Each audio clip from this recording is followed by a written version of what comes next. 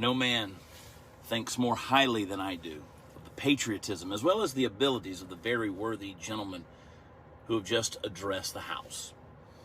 But different men often see the same subject in different lights, and therefore I hope it will not be thought disrespectful to those gentlemen if, entertaining as I do opinions of a character very opposite to theirs, I shall speak forth my sentiments freely and without reserve. This is no time for ceremony. The question before the House is one of awful moment to this country. For my own part, I consider it as nothing less than a question of freedom or slavery, and in proportion to the magnitude of the subject, ought to be the freedom of the debate. It is only in this way that we can hope to arrive at truth and fulfill the great responsibility which we hold to God and our country. Should I keep back my opinions at such a time through fear of giving offense, I should consider myself as guilty of treason towards my country and of an act of disloyalty toward the majesty of heaven, which I revere above all earthly kings. Mr. President, it is natural to man to indulge in the illusions of hope. We're apt to shut our eyes against a painful truth and listen to the song of that siren till she transforms us into beasts. Is this the part of wise men engaged in a great and arduous struggle for liberty? Are we disposed to be of the number of those who, having eyes, see not, and having ears, hear not, the things which so nearly concern their temporal salvation? For my part, whatever anguish of spirit it may cost, I'm willing to know the whole truth, to know the worst, and to provide for it. Now, I have but one lamp by which my feet are guided, and that is the lamp of experience. I know of no way of judging of the future but by the past. And judging by the past, I wish to know what there has been in the conduct of the British ministry for the last 10 years to justify those hopes with which gentlemen have been pleased to solace themselves and the House.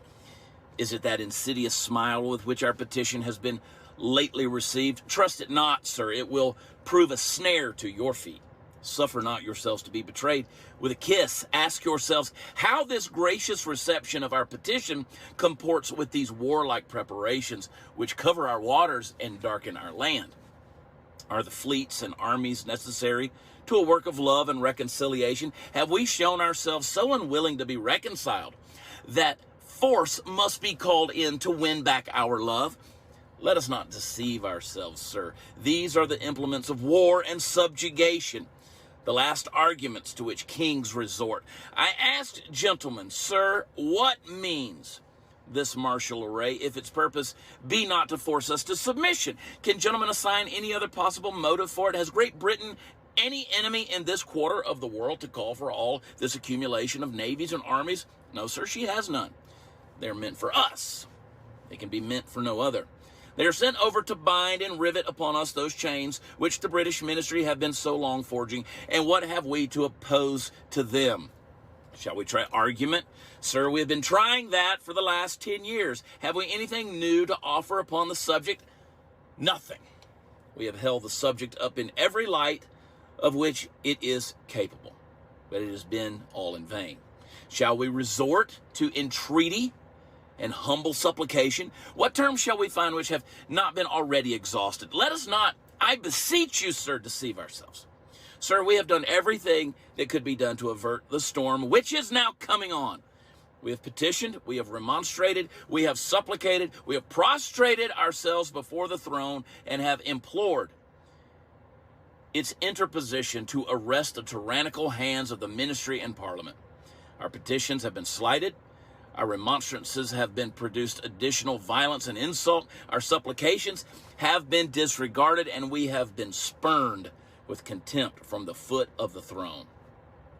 In vain, after these things, may we indulge the fond hope of peace and reconciliation. There is no longer any room for hope. If we wish to be free, if we mean to preserve inviolate those inestimable privileges for which we have been so long contending, if we mean not basely to abandon the noble struggle in which we have been so long engaged and which we have pledged ourselves never to abandon until the glorious object of our contest shall be obtained, we must fight. I repeat it, sir, we must fight.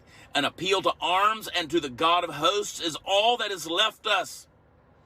They tell us, sir, that we are weak, unable to cope with so formidable an adversary.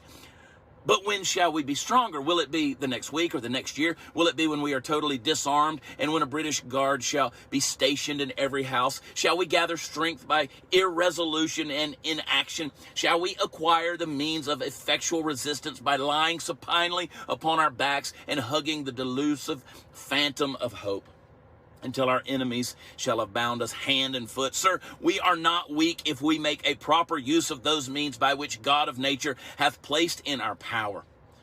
3 millions of people armed in the holy cause of liberty and in such a country as that which we possess are invincible by any force which our enemy can send against us. Besides, sir, we shall not fight our battles alone. There is a just God who provides and presides over the destinies of nations and who will raise up friends to fight our battles for us. The battle, sir, is not a strong alone. Is not too strong alone. It is to the vigilant, the active, the brave. Besides, sir, we have no election. If we were base enough to desire it, it is now too late to retire from the contest. There is no retreat but in submission and slavery. Our chains are forged. Their clanking may be heard on the plains of Boston. The war is inevitable. And let it come. I repeat, sir, let it come. It is in vain, sir, to extenuate the matter. Gentlemen may cry peace, peace, but there is no peace. The war is actually begun. The next gale that sweeps from the north will bring to our ears the clash of resounding arms. Our brethren are already in the field. Why stand we here idle? What is it that gentlemen wish? What would they have? Is life so dear or peace so sweet as to be purchased at the price of chains and slavery? Forbid it, Almighty God. I know not what course others may take, but as for me, give me liberty or give me death.